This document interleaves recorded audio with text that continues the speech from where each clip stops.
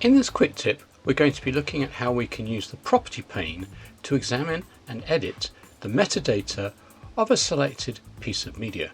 We're looking here at the Gallium management console or Gallium client. I first need to select the piece of media whose metadata I wish to examine or edit. I can do that either in the timeline view or in the table view.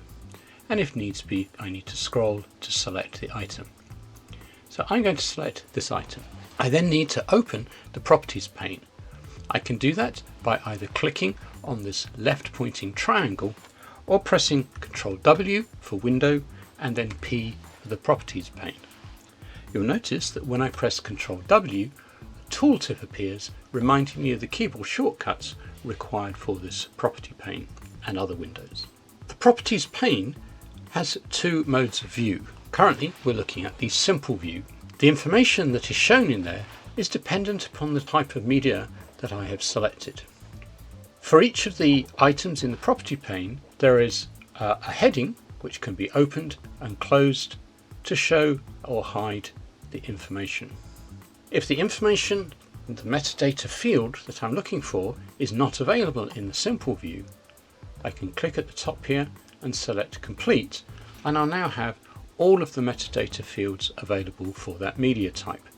Again, I may need to open the heading if that information is not available. If there is a large amount of information here and I wish to get to, for example, the start time, a simple way to reach that is to type into the search field the word start, and this will then filter to just show me those items whose title has start. Each of the metadata items can be one of a number of different types. If the information is grayed out, it is read only. An item could have a drop-down where we can select one of a limited number of choices. It may also be that we can directly type information into the field.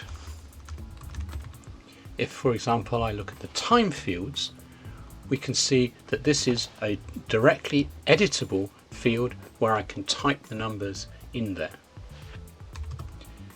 And if I look, for example, at the media ID, I can, for example, type in a logo ID into the field.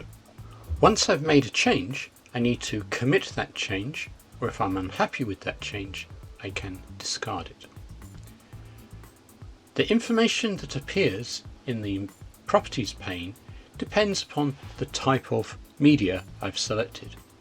If I select a more complex item, I will have further information available in the properties pane. Generally speaking, making changes to the metadata items will change that item for that media event. However, some of the metadata is associated simply with that instance. These are things such as the event, SOM and EOM. If these are changed, that change will only apply to that playing of that piece of media and won't change for all of the media. There is a fourth type of metadata field where there are three dots alongside the item, and this allows me to pick something from a library. So here we can see the media field, and if I click on these three dots, this will bring up a select media pane where I can pick an alternative or replacement piece of media.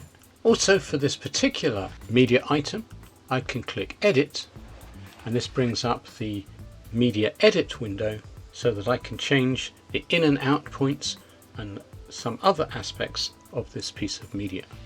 So this is how to use the properties pane in the management console or client of the Gallium workflow orchestration system from Pixel Power.